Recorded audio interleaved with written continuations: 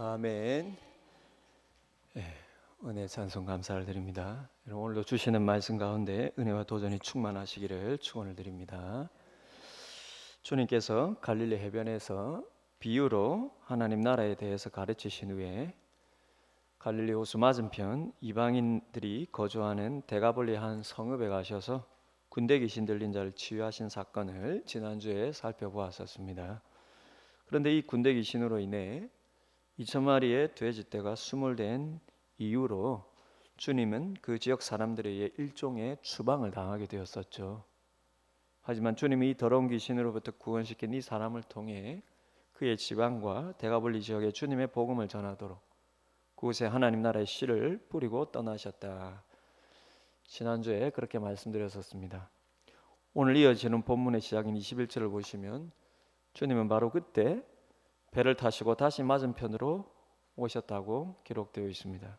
마태는 9장에서 주님께서 이때 다시 건너온 데가볼리에서 다시 건너온 갈릴리 마을을 본동네라고 그렇게 마태는 말하고 있습니다. 본동네란 가버나움을 가리키는 것이죠. 그런데 주님께서 그곳에 오시자 큰 무리가 다시 모였다고 오늘 본문은 말합니다.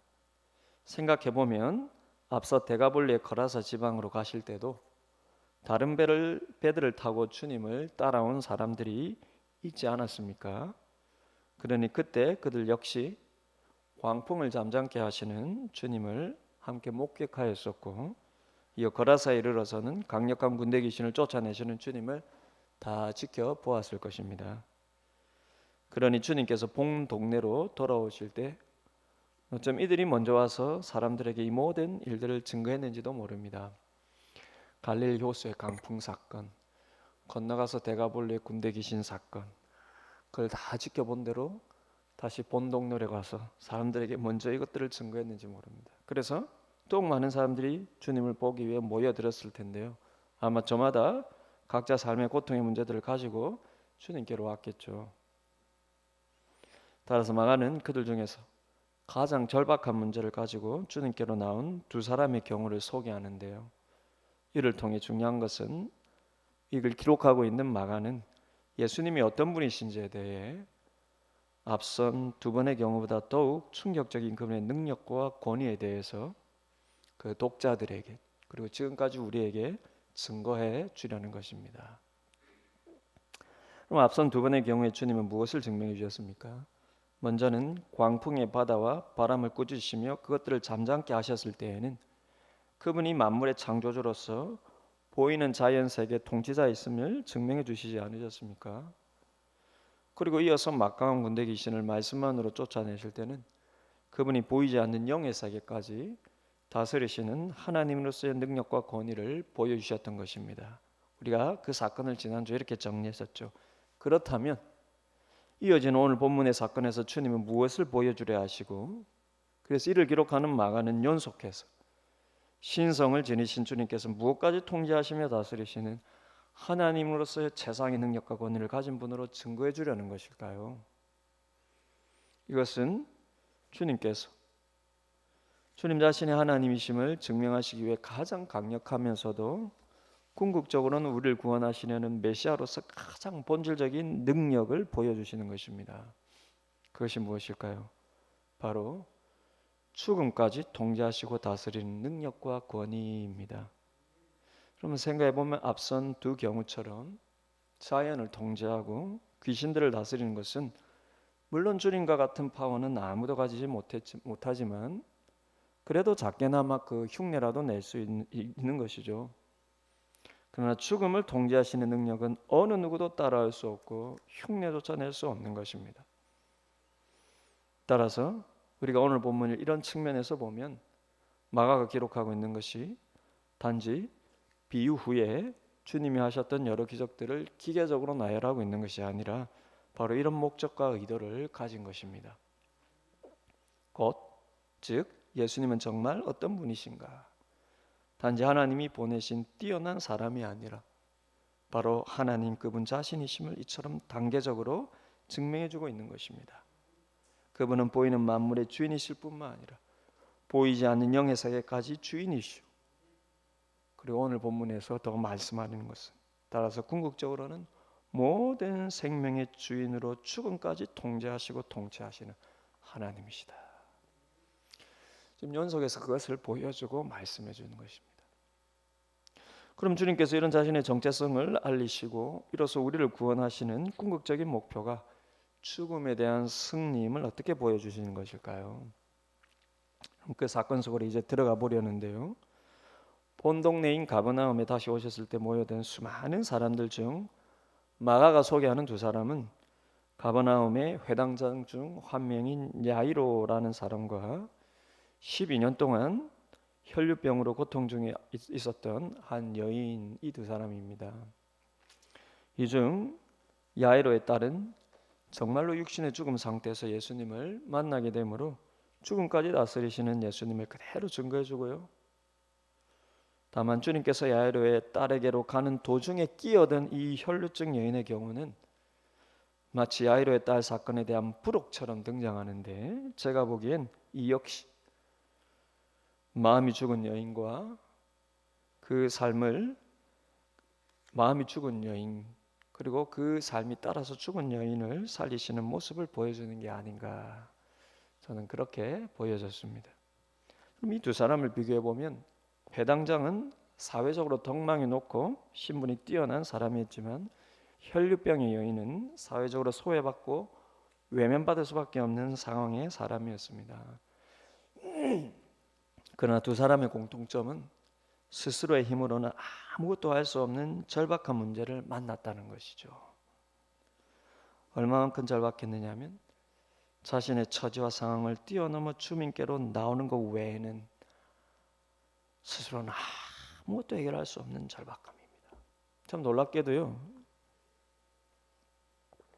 이 여인은 혈류증을 12년 동안 앓았다 그러고, 또 이 야이로의 딸의 경우 마지막 대목에서 마가가 그 딸의 나이가 12살쯤 되었다고 이렇게 얘기를 합니다. 같은 12년이에요. 이 아이가 태어날 때 이 여인은 혈류병에 걸렸습니다. 그리고 12년 동안 살아왔어요.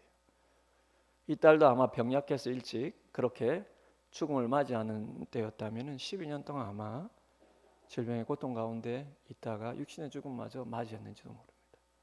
그럼 성경에서 10이라는 것은 12지파나 구약의 신약의 12제자처럼 그 10이라는 것은 꽉 찬 것에 대한 상징적인 표현입니다.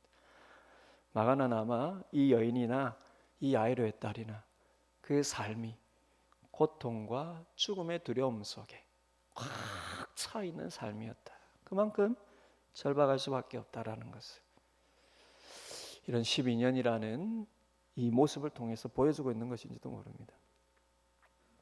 그럼 먼저 혈류병의 여인은 왜 자신의 처지와 상황을 뛰어넘어야만 주님께 나올 수 있었느냐면은 이스라엘에서 혈류증이란 단순히 육체적인 질병의 문제가 아니라 근본적으로는 영적인 부정의 문제로 여겨졌기 때문입니다. 그냥 보통 병하고는 달라요. 여기서 말하는 혈류증이란 여성의 생리가 멈추지 않는 병을 이렇게 번역하고 있는데요. 레위기 15장에 의하면 여성의 생리는 부정한 것으로 간주되어 그녀가 눕고 앉고 만지는 것은, 그 생리 중에 눕고 앉고 만지는 모든 것은 부정하게 되고, 심지어 그가 눕고 앉은 자리를 만진 사람도 함께 부정하게 여겨졌습니다. 왜 그렇게 여겼는지 지금은 말도 안 되죠. 아마 영적인 측면에서 보면 여인의 생리를 출산과 연관된 것으로 여겼을 때에 출산은 아담의 후손에게 이어지는 죄의 오염의 시작으로 보기 때문에 그런 것은 아닌가, 제 개인적으로 그렇게 추측해 보는 것이고요. 또 다르게 보건적인 측면에서, 요즘 관심 많은 보건적인 측면에서 보았을 때도요, 아마 이 율법이 만들어진 출애굽 당시는 여러분 200~300만 명이 사망을 이동하며 다녀야 했기 때문에요, 위생상 이런 규정을 더욱 강화했는지도 모릅니다. 어쨌든 여성의 생리적인 현상까지 이렇게 죄로 규정했다면요, 부정으로 규정했다면 하물며 그 여성의 생리가 계속해서 멈추지 않는 혈류증의 경우는 오죽했겠습니까? 그러니 그녀의 경우는 모든 날이 영적으로 또 위생적으로 영적으로 육적으로 모두 부정하게 되어서요, 아예 아무도 접촉할 수가 없고 그녀가 만지는 것은 또한 아무도 손댈 수가 없는 것이 되어버렸습니다. 그런 삶을 그러면 12년을 살았다는 거예요. 근데 이 여인의 삶 자체가 저주스러운 것이죠. 아무도 그녀와 가까이 할 수가 없고 그래서 아무도 그녀를 만날 수가 없는데 혹여나 그녀와 조금이라도 닿는 순간이면 부정케 되어서 옷을 빨고 몸을 씻어야 했고요. 저녁까지 자신도 아무에게 접촉해서는 안 되는 것이었으니까요. 누가 그녀에게 다가가고 싶고 누가 그녀를 만나고 싶었겠습니까? 심지어 가족이라도 거리를 두고 생활할 수밖에 없는 삶이죠. 지난번에도 한번 이 표현을 드렸듯이요. 지금 우리가 그걸 너무 잘 알지 않습니까? 코로나 바이러스로 인해서 2주간 자가격리가 되면은요. 심지어 가족들도 멀리해야 되는데요. 우리는 2주만 살아도 정말 미칠 것 같은데 이런 삶을 12년 살았다 해보십시오. 그러니 얼마나 이 여인은 절박할 수밖에 없습니까? 돈이 있다 한들 무슨 의미가 있습니까? 어딜 가서 어떻게 쓸 수는 있었겠습니까? 그래서 치료에 모든 재산을 다 쏟아부었지만 아무 소용이 없었다고 합니다. 26절을 보시면 많은 의사에게 갔지만 많은 괴로움만 받을 뿐이요. 왜냐하면 돈을 써서 치료를 하려고 해도 고쳐지지 않으니까요. 더 괴로운 것이죠. 도리어 그 병이 더 중하여졌을 뿐이라고 말을 하고 있습니다. 그러니 종합해 보면요. 살아있으나 죽은 것과 같은 삶이요. 어쩜 죽는 것이 더 낫다고 여겨질 삶이었을 것입니다. 오늘 죽음이라는 주제로 얘기하면 이 여인은 몸은 살았으나 그 마음과 그 삶은 죽은 것이나 다름없는 삶이었습니다. 여러분 언제 사람이 죽고 싶은 마음이 듭니까? 그럼 언제 사람이 죽고 싶은 마음이 듭니까? 상황은 다 달라도 그 원인을 궁극적으로 여러분 좁히면 하나입니다. 사람이 죽고 싶을 때는 자신의 마음을 나눌 사람이 내 주변에 아무도 없다고 여겨질 때, 그럼 남들이 보기에 참 그 삶에 부족함이 없어 보여도요, 그럼 풍족해 보여도 내 마음을 나눌 사람, 내 마음을 알아주는 사람이 아무도 없다고 여겨지면 죽음으로 몰려가고요. 삶이 아무리 괴롭고 아무리 가난하고 아무리 육신적으로 고통스러워도요, 내 마음을 알아주는 한 사람이 있다고 여겨지면 그게 삶의 위로가 되고 소망이 되지 않습니까? 그러면 심리적으로 보면 사람이 마음의 소통이 막힐 때, 다른 모든 사람들과 마음의 소통이 막힐다고 여겨질 때 심리적으로 보면 그것이 폭력성으로 변한다고 합니다. 그게 타인을 향한 폭력적이 되든지 아니면 자신을 향한 폭력적이 된다고 해요. 그럼 자신에게 가하는 폭력을 우리가 자해라고 하죠. 그리고 그 자해가 심해지거나 혹은 극단적인 게 자살입니다. 여러분이 가끔 자폐 아이들이 자기 머리를 손으로 때리거나 벽에 박는 것을 보셨을 텐데요. 말하자면 자해입니다. 그럼 저희 아이들도 가끔은, 아주 가끔은요, 울면서 스스로를 막 때려요. 저희 연하는 머리를 가끔 박을 때가 있고요. 요즘은 안 그런데 저희 성현이도 막 때릴 때가 있습니다. 왜겠습니까? 자기 마음이 전달이 안 되기 때문에 아이들이 본능적으로 그럴 수밖에 없어요. 여러분 발달장애 아이에 대해서는 이런 이유를 우리가 다 알죠. 말이 안 통하니까요. 일단 말을 못하기 때문에 부모라도 의사 전달이 안 될 때는 여러분 그렇게 표현을 하죠. 뿐만 아니라 이 발달장애 아이들은요 전혀 다른 감각을 가지고 있기 때문에 자기 생각과 감정이 아무에게도 전달이 안 된다고 여겨질 때 본능적으로 자기 신체에 폭력을 가할 것인데, 이게 스스로에 대해서는 욕구불만의 해소지만 타인에 대해서는 내 마음 좀 알아달라는 거예요. 내가 지금 뭘 완전히 원하는지 좀 알아달라는 신호를 보내는 거죠. 근데 말이 안 통하니까 부모들은 얼마나 답답하겠습니까? 뭘 해주고 싶은데도 뭐 때문에 저러는지 모르니까요. 그런데 일반인의 자해는 우리가 모르고 지나가거나 혹은 깊이 이해하지 못하고 지나갈 때가 많습니다. 자폐 아이들은요, 뭘 원하는지 몰라도 얘가 뭔가 마음이 고파한다는 걸 눈으로 보지 않습니까? 그러나 일반인의 자해는 우리가 모르고 지나갈 때가 많아요. 왜입니까? 일반인들은요, 그렇다고 대화가 안 통하는 것은 아니기 때문입니다. 그래서 상대가 잘 몰라요. 겉으로는 대화가 되고 말을 주고받지 않습니까? 그렇기 때문에 그 사람이 느끼는 마음의 외로움을 주변에 심지어 가족이라도 잘 이해하지를 못할 때가 많습니다. 제가 볼 때 저희 아이들이 자폐니까요. 제가 볼 때 딱 말은 통하는 정상일지 몰라도 심리적인 자폐예요. 자기 안에 갇혀서요. 누구하고도 마음이 통하지 않는. 그러나 여러분들도 우울할 때는 다들 느껴보셨을 것입니다. 말을 주고받고 대화를 나눈다고 그것이 꼴 내 마음이 다른 사람과 소통되는 것은 아니라는 것을 여러분들도 다 느껴보셨을 거예요. 부부지간에요. 말이 안 통할 때 대화가 안 됩니까? 말을 주고받지 않습니까? 마음이 안 통한다고 여길 때요.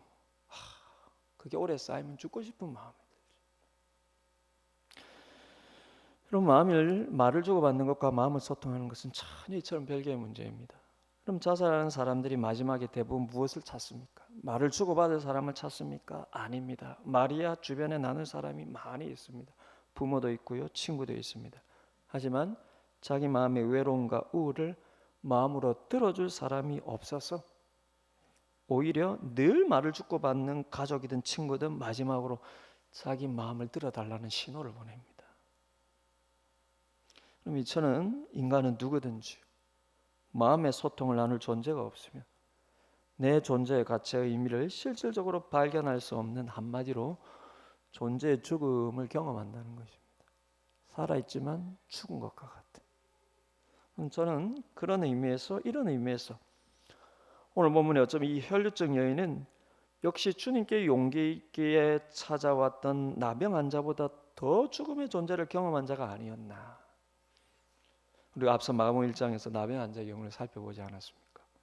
그럼 질병적으로 보면 혈류증보다 나병 환자가 더 심할 수 있겠죠. 모르겠습니다. 그때는 혈류증도 이게 의사에게 이렇게 고칠 수 없었다면은 뭐 견딜 수 없는 것일 수는 있지만 지금 우리의 느낌에는 나병 환자가 더 고통스러울 것 같아요. 그러나 제가 자세히 보니까요, 심리적으로 더 고통스러운 건 혈류증 여인입니다. 그럼 그 나병 환자의 경우도 그 몸 자체가 부정한 것이었기 때문에 이 여인처럼 사람들 틈에 있을 수는 없었어요. 그러나 생각해 보면 율법적으로 나병 환자들은 나병이 나을 때까지는 아예 진영 밖에 살아야 됐기 때문에 마을 밖에 살아야 되기 때문에 그들은 일반인과 신체적으로 격리될 수밖에 없었고요. 따라서 그들은 같은 처지에 있는 사람들끼리 모여 살았다라는 것입니다. 우리나라에도 과거에 나병 환자촌들이 도시들마다 있지 않았습니까? 저도 어릴 때 기억이 나요. 저도 피부병이 심했을 때 저희 어머니께서 부산의 용호동에 가자 하시는데 그때 나병 환자촌이 있었거든요. 나병 환자들은 피부에 문제가 극단적으로 있는 것이기 때문에 나병 환자촌에 있는 피부과 병원은 유명들 하죠. 저도 거기에 갔던 기억이 납니다. 그러니 여러분 힘들고 고통스럽지만 그나마 같은 처지의 사람들 속에서 그래도 마음의 소통을 나눌 수 있는 삶이었습니다. 하지만 혈류증의 이 여인은요, 평범한 사람들과 함께 살며 그들 속에 있으면서도 당시의 종교적인 이유와 사회적인 관념으로 인해 그들과 거리를 두고 살아야 하는 삶이었어요. 그래서 그녀의 삶은 평범한 사람과 다른 자신을 늘 느끼며 몸은 같은 공간에 있으면서도 마음으로는 아무하고도 소통할 수 없는 삶이었다라는 것입니다. 그러니 12년 동안의 그런 삶이 얼마나 고통스럽고 그 마음이 얼마나 외로웠겠습니까? 그러던 차에 말로만 듣던 예수님이 다시 가버나움으로 오셨다는 소식을 들은 것입니다. 하지만 문제는 예수님께 다가갈 수가 없다는 것이죠. 왜냐하면 수많은 무리 때문입니다. 예수님께 가까이 가려면 그 무리들을 뚫고 지나가야 합니다. 그러면 그녀가 지나가는 그 모든 길에서 그녀와 조금이라도 부딪히는 사람은 다 부정하게 되는 것이고요. 혹 가는 도중 사람들에게 들키기라도 한다면 난리가 나겠죠. 모두들 부정케 되었다고요. 그러니 주님께서 다시 가버나움에 오셨을 때 어떻게 그분께로 갈 수 있을지 너무나 두려웠지만 어쩜 그녀로서는 주님을 만날 수 있는 마지막 기회라 여겼는지도 모릅니다. 그만큼 절박했다는 거예요. 왜냐하면 저의 추측이지만요. 왜냐하면 이 여인은 이미 예수님에 대해서 많이 들었을 것이요. 그때마다 사람들 틈 속을 뚫고 주님께로 갈 용기가 그만큼 없었다는 것이기 때문입니다. 이렇게 생각하는 이유는요. 이 동네가 가버나움이기 때문입니다. 본 동네라고 하지 않습니다. 그럼 가버나움은 예수님이 공생의 사역을 시작한 곳입니다. 이곳에 집을 마련하시면서 공생의 사역을 시작하시고요. 이곳에서 제자들을 불러 모으시기 시작하셨고요. 그리고 이곳에서 사역하시면서 여러분 베이스 캠프처럼 여기면서 다른 곳에서 사역하시며 다시 돌아오시기도 하시고요. 그러니 여러분 주님의 소문이 다른 민족에게까지 전해질 정도로 그 사역이 한참이던 이때까지 본 동네 사람들에게는 얼마나 많은 소문과 그리고 예수님에 대한 소식들이 오랫동안 퍼져 있었겠습니까? 여러분 예수님을 가장 오랫동안 알았던 사람은 나사렛 사람들이지만요. 이렇게 능력 면에서 메시아로서 능력 면에서 예수님을 가장 오랫동안 아는 사람들은 가버나움 사람이지 않습니까? 따라서 이 여인도 지금까지 많은 기회가 있었겠죠. 그때마다 모여든 수많은 인파 속으로 들어갈 용기까지는 없었을 것입니다. 그러나 아무와도 접촉할 수 없는 병으로 존재의 죽음 속에 있던 이 여인은요. 사람 앞에 자신을 숨겼던 지난 날의 모든 두려움을 이기고 마지막 용기를 낸 것입니다. 그래서 자신을 숨기고 몰래 무리 속으로 들어와서요. 예수님의 옷을 만지기로 하고 회당장 야이로의 집으로 가는 예수님 뒤를 따라와 몰래 그 옷에 손을 댄 것입니다. 그럼 나병 환자처럼 주님 도와주세요. 당신이 원하시면 저를 깨끗게 하실 수 있습니다. 사람들 앞에서 멀리서 소리치고 들어온 것이 아니라요. 몰래 숨어 들어와서요. 그 마을 사람들이 이 여인을 왜 몰랐겠습니까? 어쩌면 뒤집어 쓰고 막 심스럽게 들어와가지고요. 주님 손을 만졌겠죠. 나병 환자보다 여러분 겉으로는 용기가 없는 것처럼 보일지 몰라도 이 여인으로서는 그 마음에 죽을 힘을 다하여서 이 예수님을 그렇게 멀리 접근하여서 이 예수님을 만졌는지도 모릅니다. 그러다 29절을 보시면 곧바로 그녀의 혈류 근원이 곧 말랐다. 그렇게 말하고요. 그녀는 이것을 몸으로 느낄 수가 있었습니다. 치유가 된 것이죠. 사랑하는 여러분, 예수님의 옷에도조차 능력이 있어서 이렇게 된 게 아니에요. 중요한 것은 예수님을 향한 그녀의 간절한 마음과 믿음 때문이었다는 것입니다. 그것을 보여준 것이 이후의 대목인데요. 주님은 자신의 치유의 능력이 그분에게서 나간 줄을 아시고 누가 그분의 옷에 손을 대었는지를 묻습니다. 몰라서 묻겠습니까? 주님이요. 일부러 그녀를 찾으시는 것이죠. 주님께서 무리 속에서 그녀를 찾는 이유는 그녀에게서 더 중요한 것을 이끌어내시기 위함입니다. 주님은 예수님을 향한 그녀의 간절한 믿음을 이미 아셨고 그래서 그 간절함과 절박함의 표현으로 그녀가 주님의 옷을 만질 것도 아셨고 그래서 치유의 능력으로 주님이 치유되어 주셨습니다. 그래서 그녀가 돌아가면 되겠습니까? 아니죠. 그렇다면 이 사건은 아무도 모르게 파묻혔겠죠. 그리고 오늘 성경에도 기록이 안 되었겠죠. 그러면 단순히 이 사건을 사람들에게 드러내시기 위해서 예수님이 그녀를 찾는 것일까요? 제가 보기에 그보다 더 중요한 이유는 그녀의 신앙 고백을 이끌어내시기 위해서라는 것입니다. 그럼 33절을 보시면요. 그녀가 두려워하여 떨며 주님 앞에 엎드려 모든 사실을 여쭈었다고 말합니다. 모든 사실을 예수님께 말했다고 합니다. 그녀로서는 지금 율법을 어기고 주님 자신은 물론이거니와 거기에 모여든 엄청나게 많은 사람들을 부정하게 한 것이니 그리고 그것이 들통나시니 얼마나 두렵고 미안했겠습니까? 주님도 이로써 그분이 부정케 된 것이 알려진 꼴이 되었습니다. 그럼에도 불구하고 그녀를 불러서 사람들에게 그녀를 드러내신 이유가 무엇이겠습니까? 바로 주님에 대한 그녀의 이 절박했던 믿음의 고백을 이끌어내시기 위해서입니다. 그래서 그녀로 하여금 단순히 육적인 질병의 치유가 아니라 존재의 죽음으로부터 마음의 모든 회복과 영혼의 구원을 선포해 주시기 위함입니다.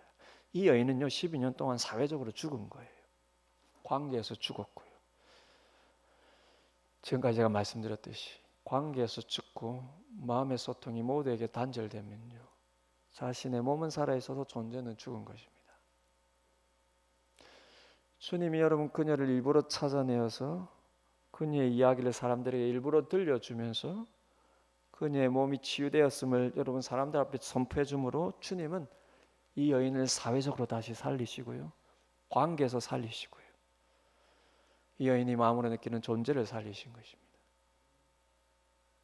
34절에 주님의 말씀을 들어보십시오. 딸아, 네 믿음이 너를 구원하였으니 내 믿음이 너를 구원하였으니. 그러면 이 여인가 구원받은 게 뭡니까? 단순히 몸의 질병의 치유가 아니라요. 그녀가 어둡게 살았던 마음의 모든 죽음으로부터 구원이었어. 딸아, 네 믿음이 너를 구원하였으니 평안히 가라. 내 병에서 너희 건강할지어다. 그럼 나를 향한 너의 담대함과 너의 믿음이 죽은 너의 마음을 회복하고 죽은 너의 삶을 회복하며 죽은 너의 영혼을 구원하였다는 것입니다. 그럼 이것은 겉으로 보면 이 여인보다 더 용기 있게 사람들 틈을 뚫고 와서 주님께 치료해달라고 당당히 요구했던 나병 환자에게는 놀랍게도 주님이 하지 않은 표현입니다. 나병 환자 이야기로 돌아가 보십시오. 나병 환자는 더 사람들 앞에 주님에 대한 그 나를 치유해 주시라는 것에 대한 믿음을 가지고 사람들 앞에 소리치며 주님께 나오지 않았습니까? 그러나 이 나병 환자에게는 이런 표현을 주님이 안 하셨어요. 네 믿음이 너를 구원하였다 이런 표현 안 했습니다.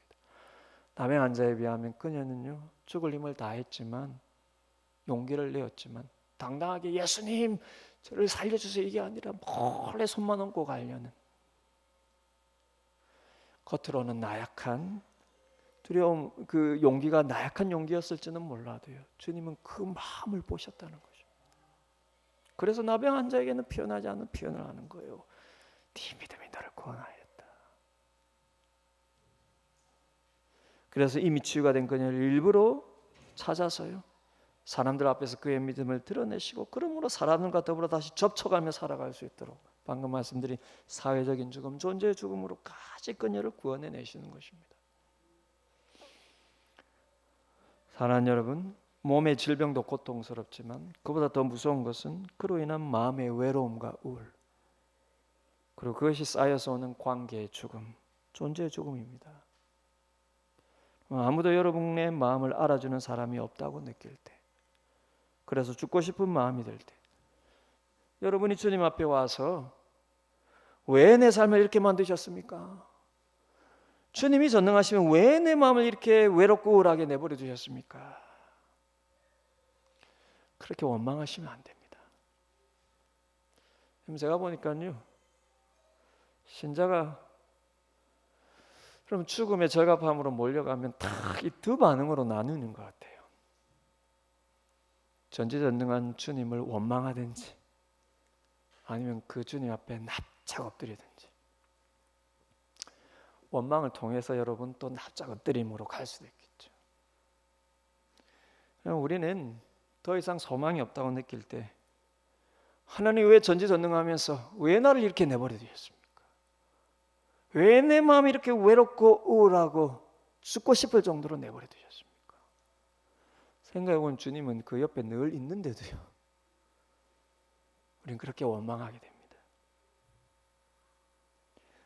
여러분 근데 그것은 다시 말씀드리지만 마치 한 달란트 받은 사람처럼 하나님을 오해하는 것이요 그럼 여러분의 마음과 삶 회복될 수 있는 마지막 밧줄마저 놓아버리는 것입니다. 잠깐 하나님 원망해도 되고 주님 원망해도 되지만요 그러면서도 그 속에서는 주님 외에는 답이 없습니다. 절박함이 있어야 돼요. 여러분이 관계의 죽음, 존재의 죽음을 조금이라도 경험하신다면 이 혈류증 여인처럼 주님께 나와야 합니다. 아무도 나와 함께하는 사람이 없고 아무도 나를 이해할 수 없는 외로움과 우울한 내 삶의 마지막 소망 주님밖에 없습니다. 주님만은 내가 만져도 나를 이해하시고 내가 마음으로 아무를 마도 만질 수가 없고 내가 마음으로 아무에게도 다가갈 수가 없지만 주님만은 내가 만져도 나를 부정하다 여기지 않으시고 나를 이해해 주시고 내 삶을 다시 행복해 줄 수 있는 주님만은 내 마음의 유일한 소통의 근원이십니다. 그럴 때 여러분은 비로소 죽은 마음이 솟아게 되고 죽은 나의 존재가 살아 느껴지는 은혜를 경험하실 것입니다. 이렇게 그럼 내 마음이 모두에게 닫혀 있어야 돼요. 예수님만은 여러분 마음에 들어와 계시는 이 영적인 생명이 여러분 삶에 충만하시기를 축복을 드립니다. 좀 이게 가장 큰 복이라고 생각해요. 물질의 복이 풍성하면 뭐합니까? 그러면 사회적인 지위가 높아지면 뭡니까? 그 마음은 우울하고 두려움 속에 죽을 것 같으면요. 그게 살아도 산 것입니까? 여러분 나보다 더 가난한 사람, 나보다 더 지위가 낮은 사람 보면서 여러분 거기서 위로를 얻을 것입니까? 정작 그 사람은 여러분보다 더 가난하고 여러분보다 더 낮은 지위 속에서 마음의 기쁨과 그 관계의 즐거움과 그 마음의 생명력을 가지고 산다면요. 여러분 좀 더 많이 가진 것이 뭐가 그래 위로가 됩니까? 아무 소용이 없어요. 진짜 사는 것은요. 마음의 기쁨과 즐거움과 내 존재의 의미가 있어야 여러분 살아도 사는 것입니다. 그게 생명력이에요.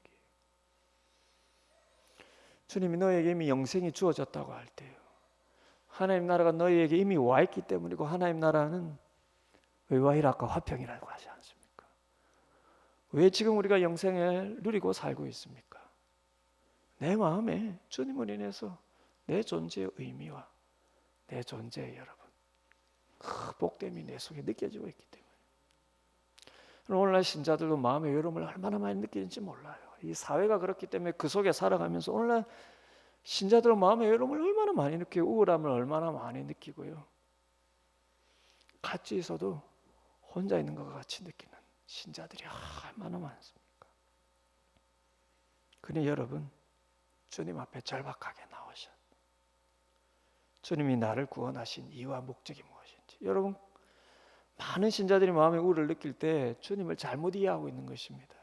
내가 예수 믿는 것은 죽어서 천국 가기 위해서 살아있을 때 물질을 복받기 위해서 아닙니다. 주님이 우리의 주님이 되시려는 것은요. 지금부터 우리 마음의 주인 되셔서요. 우리의 존재, 우리 마음에 그 생기를 주시고 삶의 이유와 목적을 회복시키시고 삶의 이유와 목적을 아는 자가 느끼는 마음의 은혜와 평강과 기쁨을 누리게 하시기 위해서입니다. 그게 생명이지 않습니까? 죽음으로부터 구원이고 생명이지 않습니까? 여러분 몸만 살아있지 마시고 몸만 살아있어서 예수님 믿는다 하지 마시고 정말로 마음이 살아있고요. 그래서 여러분의 관계에서 살아있음을 느끼고 그리고 여러분이 맺는 모든 관계에 있어서 그 생명력을 전해주시는 그런 복된 삶의 생명이 충만해 여러분 삶이 다 되시기를 축복을 드립니다. 그럼 이어지는 이야기는 야이로의 딸을 살리신 사건입니다. 그럼 그 도중에 주님이 굳이 혈루증 여인을 만난 것은 마음의 죽음, 존재 죽음 속에 있는 이 여인을 구원하시고 또한 사람들로부터 그녀의 사회적인 존재를 다시 살려주시기 위함이었지만요. 야이로의 딸에 대해서는 주님께서 말 그대로 육신의 죽음까지 완전히 살리시는 분이심을 보여주시는 것입니다. 왜냐하면 육신의 죽음은요 인간이 경험하는 모든 죽음의 최종적인 선고역 결과이기 때문입니다. 그러면 아무리 사람들이 마음의 즐거움을 얻어도요, 살만한다고 느껴도요, 결국은 늙어가고 병들어가고 죽을 향해 다가가고요. 죽음이 코앞에서 느꼈다, 코앞에 왔다고 느껴질 때는 내 삶의 의미를 느끼는 주변의 많은 가족과 친구도 더 이상 힘이 안 되는 지점까지 가게 됩니다. 그러면 존재의 죽음이든 사회적인 죽음이든 관계의 죽음이든 모든 죽음의 최종적인 결과는요 육신의 죽음입니다. 이건 이기지를 못해요.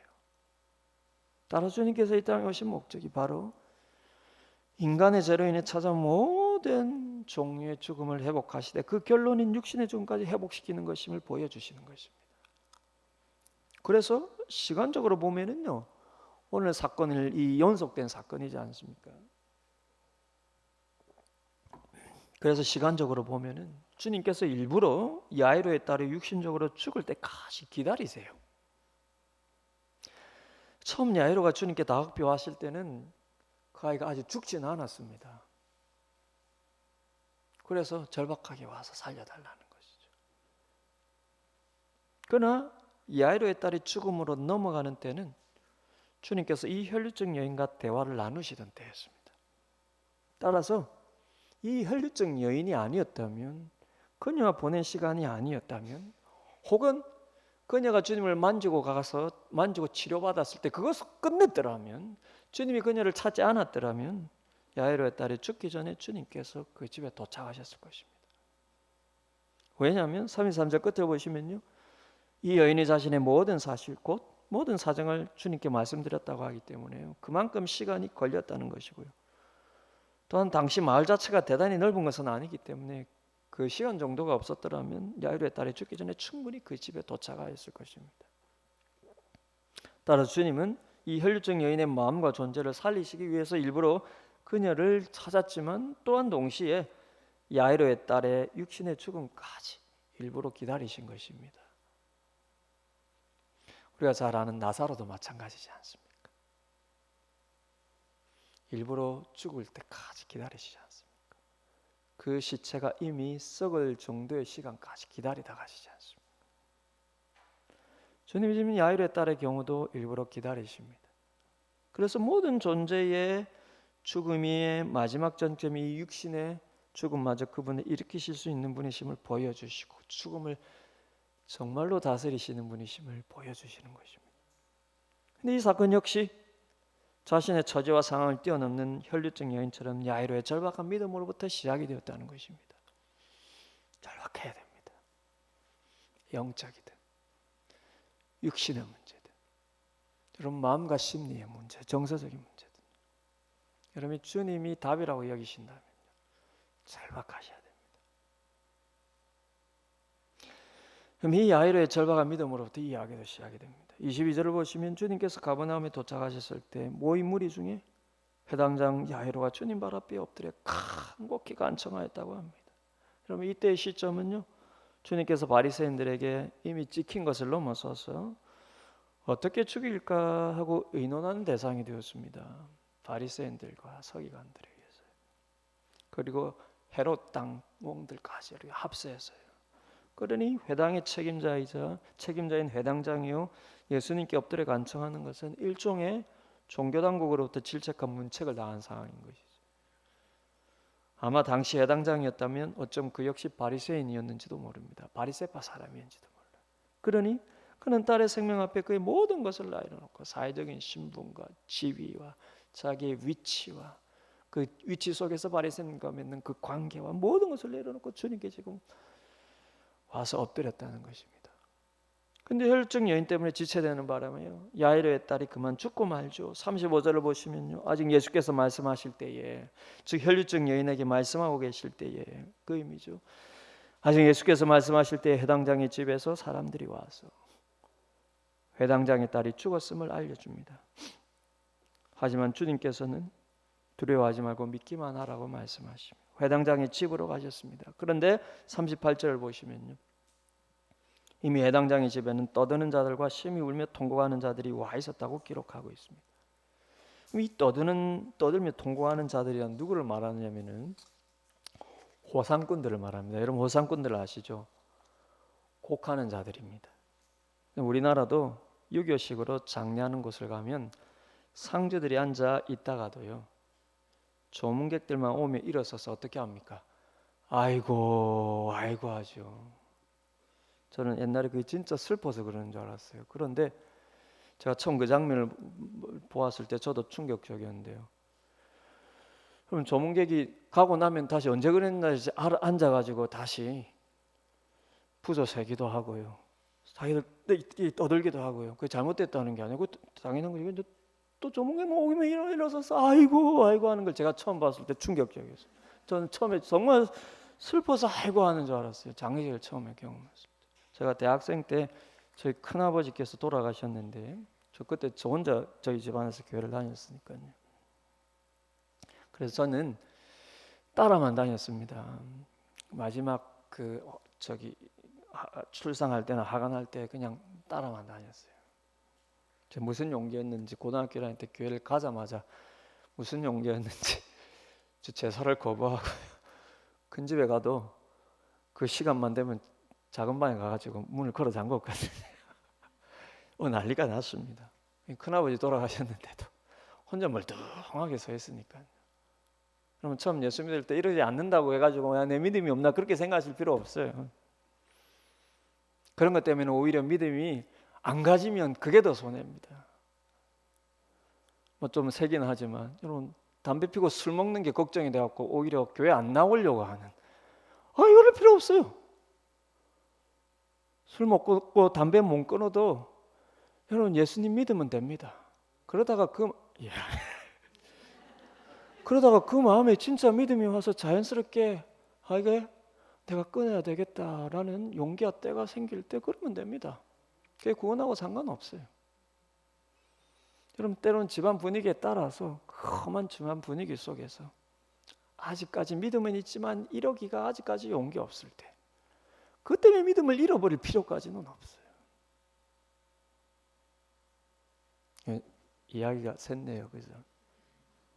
엘리야를 찾아왔던 그 아람 장군도 그러지 않았습니까? 그가 정말 엘리야 하나님이 참 하나님을 알고 돌아갈 때 딱 한 가지만 양해해달라고 하죠. 자기의 위치가 그 나라의 가장 높은 장군이기 때문에 어쩔 수 없이 그 신에게 그 왕과 함께 출전할 때 경배할 때가 있는데 그놈이 어쩔 수 없이 자기 위치상 어쩔 수 없이 참가할 수밖에 없을 때가 있는데 양해해달라 하죠. 그때 엘리야가 그 믿음의 그 연약함 속에서 나온 그의 솔직한 고백을 받아줍니다. 좀 세긴 했는데 이런 것 때문에 괴로워하실 필요가 없어요. 중요한 것은 하나님에 대한 마음의 참 믿음이고 거기서부터 주님과 관계 맺을 때 거기서 여러분 시작되어서 자연스럽게 찾아오는 믿음과 믿음에 대한 고백과 그에 따른 용기로 점점 주님과 더 가까워지는 삶, 하나님 나라의 삶으로 발전하면 되는 것입니다. 중요한 것은 그 믿음이 주님께서 우리의 마음을 살리시고 우리의 삶의 의미를 회복시키시고 그게 우리의 삶의 가치와 생각을 조금씩 바꾸면서 자연스럽게 찾아오는 믿음의 용기, 믿음의 힘인 것입니다. 그러면 제가 이제 해서 죄송합니다. 호상꾼 얘기로 다시 돌아오면요, 아이고 하는데 마지막에 출산하고 하관하는 데서 이렇게 저희 일종의 집안의 제가 장령잔치였는데요. 그 창녕에 저도 처음 가봤는데 거기에 산에 이렇게 이제 마지막으로 시신을 이렇게 하관을 하는데 순간 놀랐는데 온 사람들이 같이 아이고 하는 것입니다. 하간 출산을 하고 창녕에 도착하니까 그 집안 사람들이 이미 기다리고 있대요. 그러면서 아이고 따라가면서 그 산지까지 가도록 도와주는 거예요. 서로 품앗이 하듯이 아이고 통곡을 도와주는데 호상꾼들이죠. 마지막 하관할 때는 아이고 하는데 사람들이 일제히 저를 째려보면서 아이고 저만 안 하고 있거든요. 아이고 하면서 저를 그럼 팔레스타인은 기후가 높아서요 시체가 빨리 부패를 한다고 합니다. 그러니 사람이 죽으면 곧바로 곡하는 사람들이 순식간에 모여들었다고 해요. 죽은 자를 이 땅에서 떠나보내는 슬픔이야 그럼 억누를 필요가 없습니다. 성도라도 부모가 죽고 자녀가 죽으면 그 슬픔 어떻게 억누를 수가 있습니까? 이 땅에서 더 이상 볼 수 없는 슬픔을 이기지 못하고 엉엉운대서요 저 사람이 천국에 대한 소망이 작다고 말해서는 안 됩니다. 그 가족만이 아는 슬픔의 눈물 아무도 판단해서는 안 됩니다. 눈물이 흐르면 흐르는 만큼 흘리면 되고요. 소리날 정도로 울고 싶으면 통곡해서 울고 됩니다. 그게 애통이죠. 하지만 호상꾼의 통곡은 딱히 그런 의미가 아닙니다.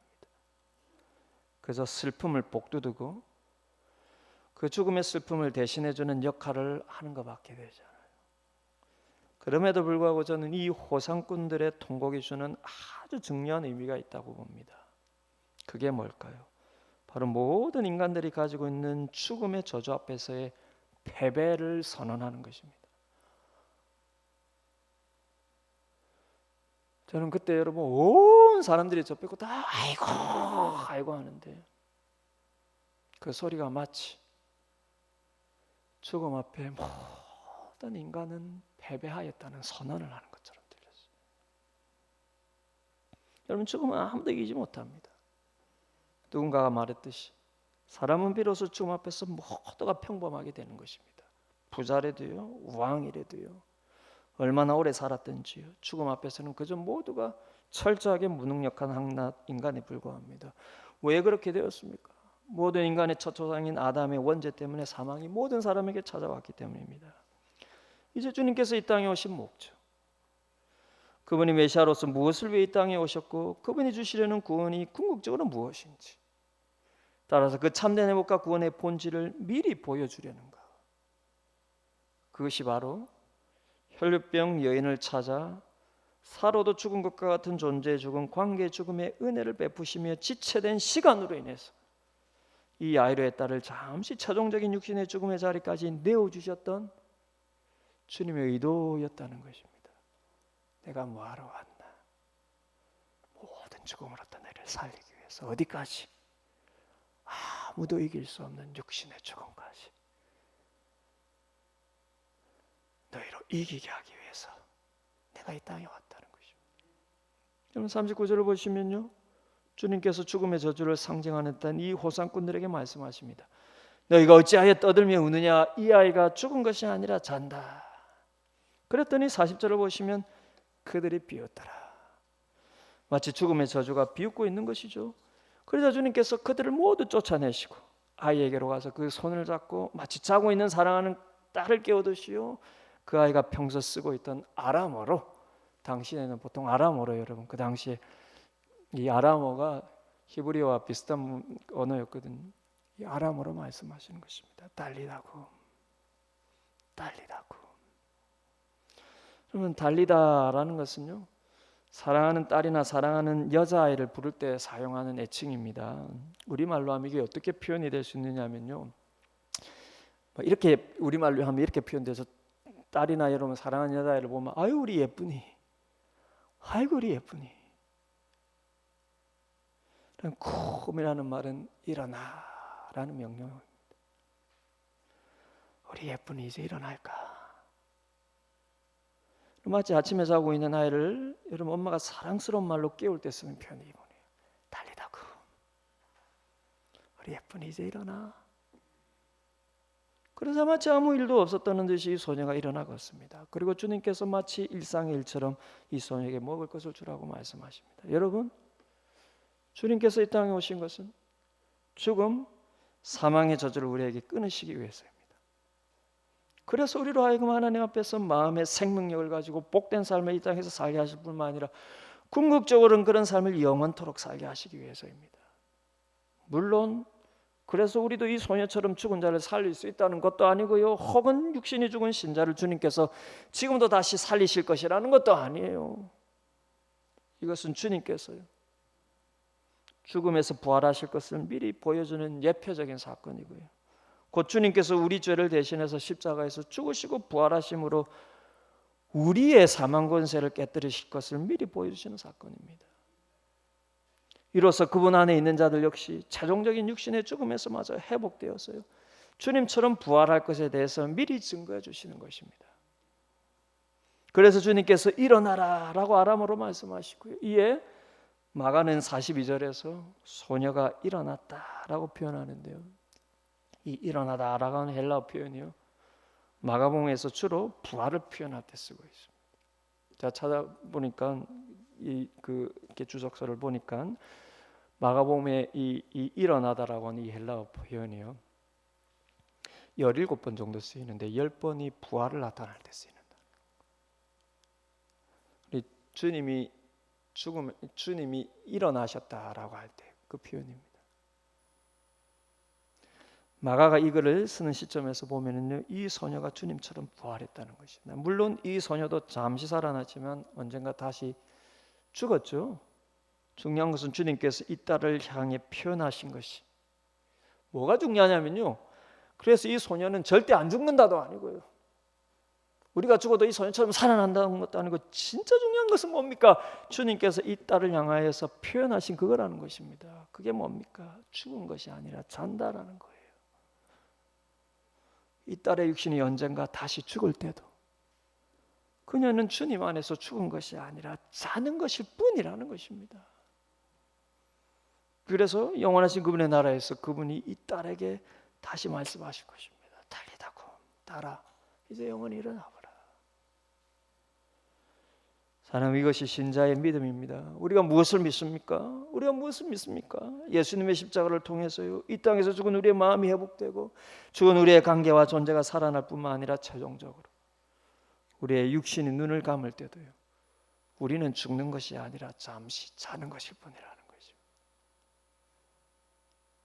죽어서 육체가 땅에 들어가도요, 주님은 신자의 죽음을 죽음으로 보지 않고 자는 것으로 보신다는 것입니다.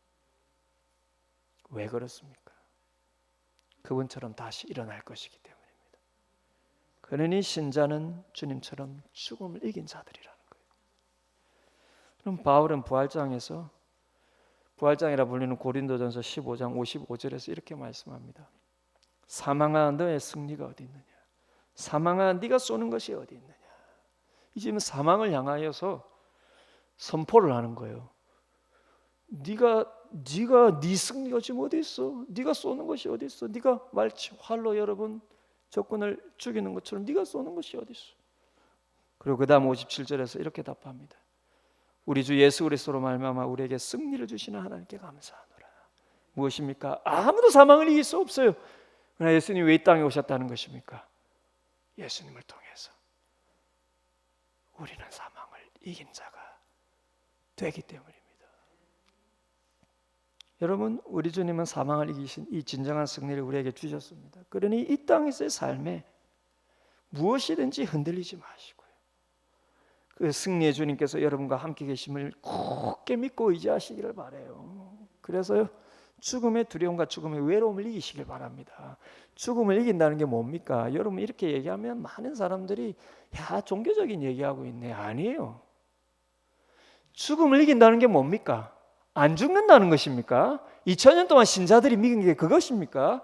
죽음을 이긴다는 것이 내 육신이 안 죽는다는 거예요? 아니죠.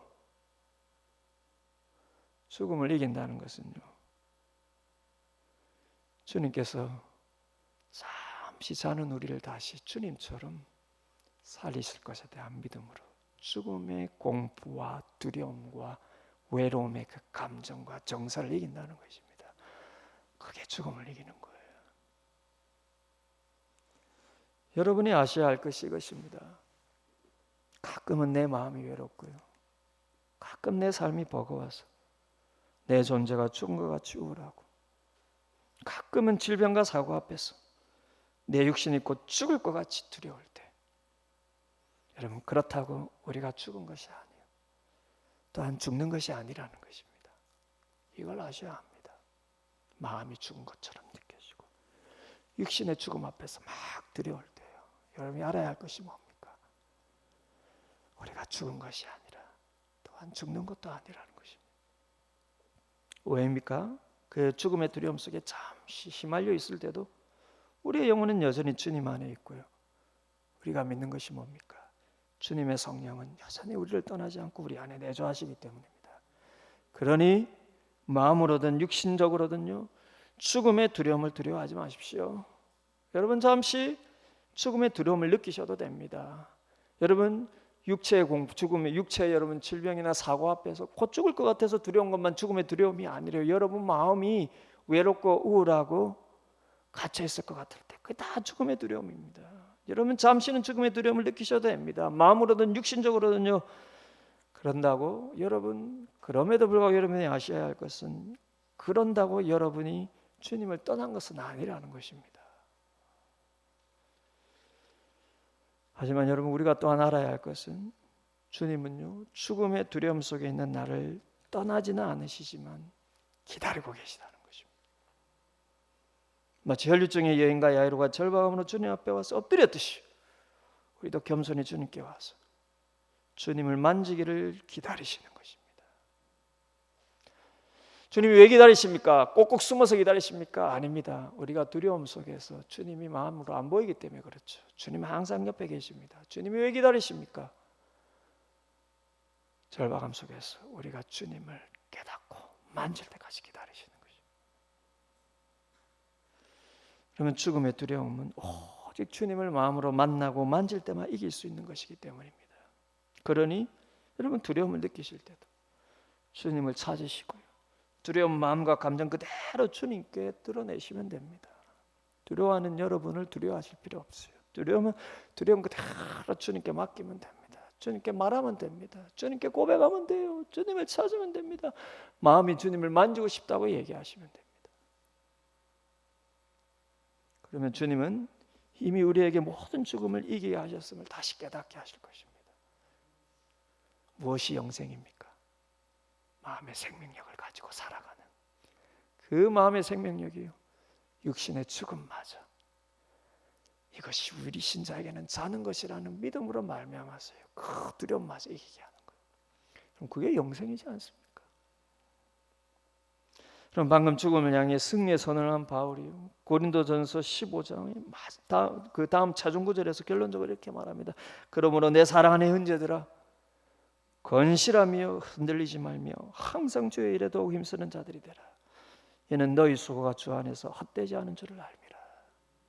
사랑하는 여러분, 사망권세에 계신 주님과 동행하시면서 늘 건실하시고 흔들리지 마십시오.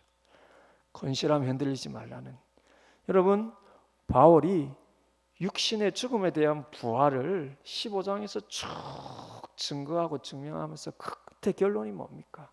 건실하고 흔들리지 말라는 것은요, 마음을 향한 주문입니다. 너희 마음이 죽음을 이기라는 것입니다. 죽음의 두려움과 죽음의 외로움과 죽음의 의무를 이기라는 것입니다. 왜입니까?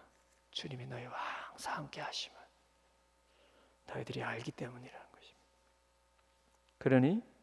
그러면 주님과 동행하시면 건실하시고 흔들리지 마시고, 그래서 마음으로 승리하시는 삶, 실제 하나님 나라의 영생을 실제 누리시는 여러분의 삶들이 다 되시기를 주님의 이름으로 축복을 드립니다.